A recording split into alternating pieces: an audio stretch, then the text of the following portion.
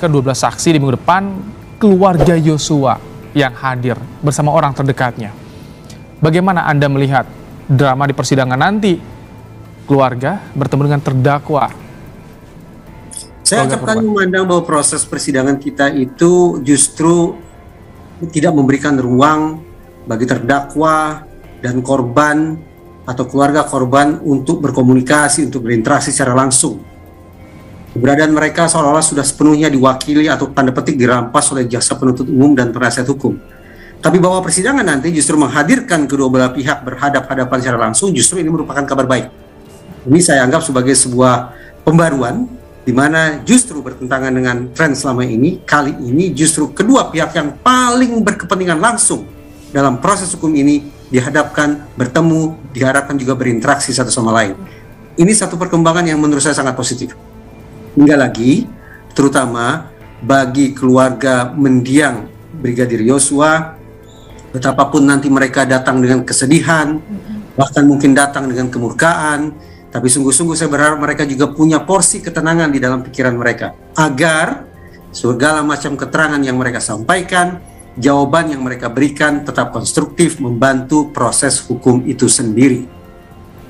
Oke, Pak Reza, kalau kita lihat soal kesaksian dari keluarga korban, keluarga Yosua ini, kemarin di sidangnya Eliezer disampaikan oleh kuasa hukumnya ada dugaan Putri Chandrawati ikut menembak Yosua. Pekan depan akan dihadirkan juga ya, saksi yang sama, keluarga Yosua dengan orang terdekatnya. Ini bagaimana Anda lihat nanti melihat kualitas saksi? Apakah terungkapkah nanti peran dari Putri Chandrawati ketika harus berhadapan dengan keluarga korban? Pak Reza? Saksi tentu saja juga harus menunjukkan dirinya sebagai orang yang kredibel di mata majelis hakim. Kredibilitas saksi akan ditakar lewat dua hal paling tidak. Pertama, antara pernyataan yang satu dengan pertanyaan yang lain dari saksi yang sama. Sementara yang kedua, kredibilitas diukur berdasarkan pernyataan antara saksi yang satu dengan pernyataan yang disampaikan oleh saksi-saksi lainnya. Tentu saja, apabila ada kesesuaian antar kesaksian tersebut, ada kesesuaian antar saksi tersebut, maka hitung-hitungan di atas kertas, saksi yang bersangkutan akan dinilai oleh majelis hakim sebagai saksi yang kredibel. Nah, saksi ini kredibel, maka keterangan atau informasi yang dia sampaikan besar kemungkinan akan masuk dalam catatan bahkan pertimbangan hakim sebelum membuat putusan nantinya. Bahkan keterangan saksi ini dibenarkan juga oleh terdakwa Eliezer, walaupun pada akhirnya sempat diklarifikasi soal jumlah penembak oleh kuasa hukum dari Eliezer. Apakah ini artinya keterangan saksi nanti bisa menguatkan dari konstruksi yang dibangun selama ini termasuk oleh jaksa penuntut umum, Pak Riza? Saya memandang ada perbedaan yang sangat nyata antara hukum dan psikologi forensik dalam memposisikan keterangan saksi. Keterangan saksi bisa kita pahami sebagai informasi yang dikemukakan berdasarkan daya ingat si saksi. Dalam hukum, keterangan dari saksi merupakan alat bukti yang penting. Sementara psikologi forensik justru sebaliknya. Psikologi forensik sangat kritis dalam menakar validitas keterangan saksi. Kenapa?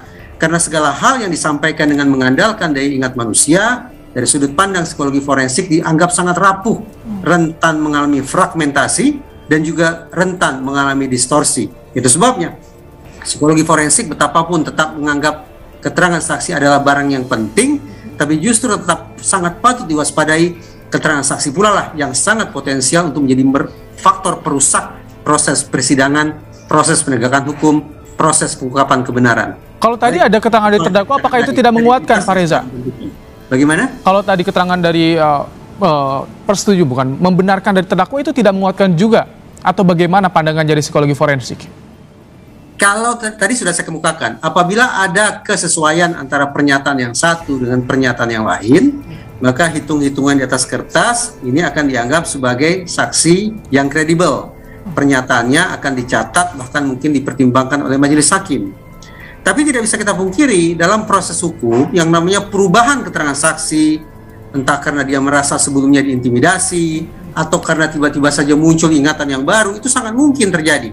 Fragmentasi dan distorsi itulah yang kemudian bisa mengacaukan proses persidangan, karena pada akhirnya seorang saksi yang keterangannya berubah-ubah, yang tidak konsisten, yang bertentangan satu sama lain, justru akan dianggap sebagai keterangan yang tidak berkualitas oleh majelis hakim. Oke, dan itu akan dikesampingkan oleh hakim. Nah, kalau misalkan Anda lihat dari eksepsi yang disampaikan oleh Putri Chandrawati, bagaimana sih sebetulnya dalam mengimbangi dakwaan yang disusun oleh jaksa? Kalau Anda bedah, Pak Reza, bagaimana peran ini dalam dakwaan tampaknya bertitik awal dari sebuah peristiwa yang disebut-sebut sebagai pelecehan seksual yang konon dilakukan oleh mendiang Brigadir Yosua terhadap Putri Chandrawati.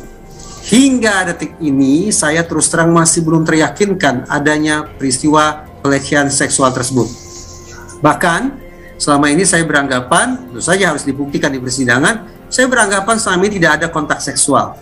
Namun andaikan dipaksa bahwa tetap harus ada peristiwa kekerasan seksual, maka justru saya memandang besar kemungkinan mendiang Brigadir Yosua lah yang menjadi korbannya, bukan pelakunya. Baik, kemarin juga keterangan dari Eliezer bahwa ia tidak percaya soal adanya kekerasan seksual dari Yosua. Artinya nanti ketika di sidang pekan depan, apa sebetulnya yang harus digali oleh jaksa untuk membuktikan bahwa kekerasan seksual ini terbantahkan, tidak ada, Pak Reza? Profil PC menurut saya tidak berkesesuaian dengan profil korban kekerasan seksual. Itu pertama. Yang kedua, apa yang disampaikan oleh PC bahwa dia sudah menjadi korban pelecehan seksual, saya sangat yakin tidak akan pernah menjadi kasus hukum atau perkara hukum di pengadilan negeri manapun, di ruang sidang manapun, di hadapan majelis hakim manapun. Pelecehan seksual yang disebut-sebut oleh PC itu tidak akan pernah menjadi kasus hukum atau tidak akan pernah menjadi perkara hukum. Atas dasar itu, entah itu jaksa penuntut umum, lebih-lebih lagi adalah majelis hakim, bisa saja dengan mudahnya mengesampingkan adanya klaim pelecehan seksual tersebut. Karena toh tidak ada masalah pelecehan seksual yang kemudian diangkat menjadi perkara hukum dan terlebih lagi menjadi sebuah putusan hakim. Anggap saja itu tidak ada karena tidak pernah menjadi kasus hukum atau perkara hukum.